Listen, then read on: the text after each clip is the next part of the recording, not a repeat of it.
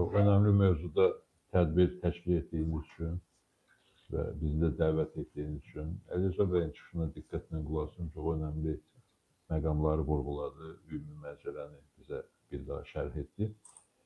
Çox mürəkkəb məsələdir və mənim yadımda qalan İran İslam Respublikasının tarixində ən böyük xalq etirazlarından biridir. Olubdur, müxtəlif mərhələlərdə müxtəlif etirazlar olubdur. Müxtəlif göstəricilərə görə ən güclü etirazlar kimi görünənlər olub. Ancaq bu elə bil ki, hamısını üstələyir. İnsanların qəzəbi səviyyəsi baxımından, çox sürətlə bütün İranı əhatə etməyə başlaması baxımından və təbii ki, ilkin səbəblər iqtisadi səbəblərdir. Realın deməli, dollara nisbətən dəhşətli ucuzlaşmasıdır, bazarda qiymətlərin nəzarətsiz şəkildə artmasıdır və s. Bunlar bəllidir. Və təbii ki, İran bu İslam rejimi dönəmində o qədər problemlərlə üzləşib ki, artıq bütün sahələrdə xalqın etiraz eləməyə əsasları var, xəttləri var və ona görə də proses çox sürətlə gedir. Qeyd olunduğu kimi ilk mərhələdə bizim soydaşlarımız çox da proseslərə qatılmadılar. Necə ki, əvvəlki bir neçə etirazda da soydaşlarımız, Azərbaycan türkləri xüsusi fəallıq göstərməməyə çalışıblar. Bunun da səbəbləri bəllidir. Çünki haqlı olaraq xalqımız hesab edir ki, İrandakı bütün böyük dəyişikliklərin önündə gedən, ən böyük fədakarlıq edən, ən böyük itki verən bizim xalqımız olur. Amma sonra o proses başa çatandan sonra nəinki xalqımız bəhrələnə bilmir o prosesin nəticəsindən, əksinə yeni zərbələr almağa başlayır. Ona görə də bu xalqımızı o məsələdə müdrikləşdiribdir, daha diqqətli, təmkinli davranmağa sövq edir. Amma görünür, hərəkatın miqyası həddindən artıq böyük olduğu üçün və bu prosesin elə bir neçə aylıq bir proses olmadığının dərk olunduğu üçün, ümumxalq şuurunda dərk olunduğu üçün xalqımız da artıq son günlərdə bir qədər fəallaşmağa qərar verdi. Bu da təbiidir. Çünki bir tərəfdən o əvvəl dediyimiz məqamlar varsa ki, diqqətli, ehtiyatlı olmaq lazımdır. Digər tərəfdən də başqa bir risk də var ki, təhlükə də var ki, proses çox sürətlə gedə bilər və müəyyən nəticələrə gətirib çıxara bilər və xalqımız isə bu proseslərdən kənarda qala bilər. Bu təhlükə də var. Və bu təhlükənin bir qisminə işarə edildi burada. Şah şüarları, Pəhləvi şüarları altında bəzi çıxışların edilməsi, addımların atılması. Bu özü təbii ki, İran üçün çox ciddi bir təhlükədir. Təkcə xalqımız üçün deyil, İran üçün böyük bir təhlükədir. Yəni, əslinə qalanda 1978-79-cu illər inqilabı İran xalqları üçün doğrudan da bir çıxış yoluydu. Əvvəlki şah diktaturasından bir çıxış yoluydu. Amma təəssüf ki, yağışdan çıxıb yağmura düşdülər.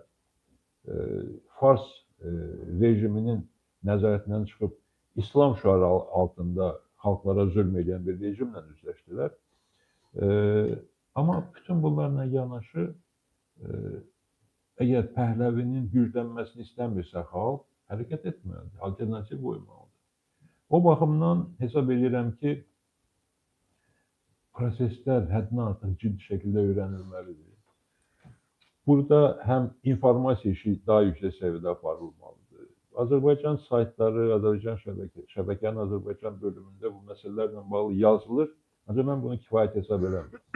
Daha dolğun, daha dəqiq, daha operativ xəbərlərə ehtiyac var və məlumat bazasına ehtiyac var və cəmiyyətin hamısının etibar edəcəyi müəyyən bir informasiya mərkəzlərinə ehtiyac var. Məncə bu hələlik bu şərtdə tamamlamaq olunmur. İkincisi, analitik iş lazımdır. Bu proseslər ciddi şəkildə araşdırılmalıdır, öyrənilməlidir. Kökləri, səbəbləri, bugünkü gedişi, mümkün istiqamətləri öyrənilməlidir ki, düzgün nəticələr çıxarıb tövsiyələr də vermək olsun, qərarlar da vermək olsun. Biz Müsavat Partiyası olaraq İranı və Güney Azərbaycanı hər zaman diqqət mərkəzində saxlamışıq. Son günlərdə də 2 həftəyə yaxındır bu proseslər başlayandan. Demək olar ki, hər gün bu vəziyyəti biz təhlil edirik. Müsavatın analitik mərkəzi bu mövzuda araşdırmalar aparır və partiya rəhbərliyinə tövsiyələr təqdim edir. Bu işi davam etdirəcəyik. Amma təbii ki, tək Müsavatın gücü ilə aparılacaq bir iş deyil. Burada bütün cəmiyyət və bütün dövlət bu işə gücünü qoymalıdır, potensialını qoymalıdır. Biz Azərbaycan hakimiyyətindən də inanmaq istərdik ki, bu məsələyə gereken həssasiyyət göstəriləcək. Zaman zaman deyilir ki, soydaşlarımız hamısı bilməzdilər ki, onların bir dövləti var, Azərbaycan Respublikası. Bütün dünyada yaşayan Azərbaycanlıların dövlətidir, vətənidir. Bu çox gözəl tezisdir. Hər zaman bunu biz də demişik. Amma buna uyğun da addımlar atılmalı, işlər görülməlidir. Güneydəki soydaşlarımız, İrandakı soydaşlarımız həm hiss eləməlidirlər ki, tək deyirlər, yalnız deyirlər. Onların arxasında bir dövlət var, qonşu dövlət var. Həm də ki, Azərbaycan dövləti burada gedən proseslərə hazır olmalıdır. Bunun üçün də Azərbaycanın yenə də bir milli birliyə ehtiyacı var. Necə ki, 44 günlük savaş dövründə Azərbaycanın milli birlik, milli həmrəylik ən yüksək səviyyədə idi. İndi də o səviyyədə bir milli birliyə ehtiyac var. Və bunun üçün də Azərbaycanda haqqın, ədalətin bərqərar olmasına ehtiyac var. Azərbaycanda bu ədalətsizliklərə, siyasi həbslərə və təqiblərə və s. son qoyulmalıdır ki, xalq bütövləşə bilsin və xalq gereken anda öz gücünü, iradəsini ortaya qoya bilsin. Mən əminəm ki, xalqımız hər zaman bunu edib və edəcək. Şərtlərdən asılı olmayaraq bizim xalqımız müdrik xalqdır, təcrübəli xalqdır. Ən mürəkkəb vəziyyətlərdə də öz iradəsini, öz haqlı mövqeyini ortaya qoymağa, fədakarlıq göstərməyə hazır olan bir xalqıq biz. Amma hər halda bunun üçün də daha münbit bir şərait yaratmaq üçün Azərbaycan hakimiyyətindən də həm İranda gedənlərə daha çox diqqət, daha çox həssaslıq, həm də ölkədəki vəziyyətdə daha çox ədalət, daha çox düzgün yanaşma ortaya qoyulmalıdır. Təsadüfi deyil ki, əgər Güneyli qardaşlarımızın əsas şüarlarından biri azadlıq, ədalət, milli hökumət isə, Müsavat Partiyasının son illərdə irəli sürdüyü şüarlardan biri azadlıq, ədalət, hüquqi dövlət şüarıdır. Yəni, bu məsələyə diqqət yetirilməlidir. Və bir məsələyə diqqət edib sözümü yekunlaşdırmaq istəyirəm. Yəni, zamanında Azərbaycanda xalq hərəkatı dönəmində bizim məşhur bir sözümüz var idi ki, hədəf bəlli, təşkilat bəlli, lider bəlli. Bu çox önəmli bir söz idi və o söz gerçəkliyi ifadə edirdi. Həm də ki, cəmiyyəti toparlayırdı, cəmiyyəti düzgün istiqamətə yönəldirdi, cəmiyyəti bir təşkilat, bir lider ətrafında cəmləşdirirdi. İndiki mərhələdə də buna ehtiyac var. Təəssüf ki, eyni sözləri biz İrandakı soydaşlarımızla bağlı deyə bilmirik. Hədəf bəlkə də birdir, azadlıqdır, amma yanaşmalar fərqlidir azadlıq məhsuluna. Vahid təşkilat yoxdur, hər halda biz görmürük, bəlkə də var və vahid lider də görünmür. Halbuki çoxlu dəyərli insanlarımız var. Güneydə də, Avropada da, Amerika Birləşmiş Ştatlarında da güneydən çıxan bir çox tanınmış insanlar var ki, bizim onlara saygımız var. Onların potensialına, onların xalq üçün etkilərinin qiymətini bilirik və gələcəkdə də edəcəklərinə də inanırıq. Ancaq burada hansı bir hərəkətlənmə olmalıdır. İlk növbədə bütövləşmə olmalıdır, birlik olmalıdır. Bu siyasi təşkilatların, siyasi liderlərin birliyinə ehtiyac var. Bilirsiniz, siyasətdə iddia aydındır, olmalıdır. Ancaq elə mərhələlər var ki, siyasətçi iddiasından əvvəl mövqeyini ortaya qoymalıdır, fədakarlığını ortaya qoymalıdır.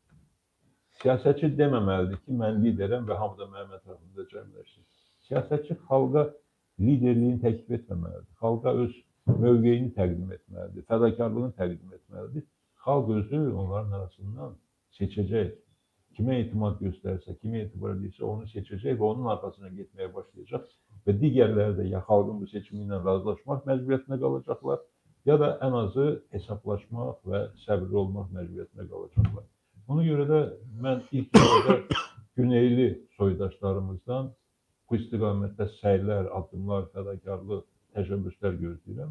Dediklərim müəyyən dərəcədə Kuzeydə bizim siyasətçilərə də aiddir, ancaq biz bu məsələdə həlledici şəxslər, qüvvələr deyilik. Həlledici şəxslər, qüvvələr bizim İrandakı, Güney Azərbaycan soydaşlarımızdır. Onların İrandakı və İrandan kənardakı liderləridir.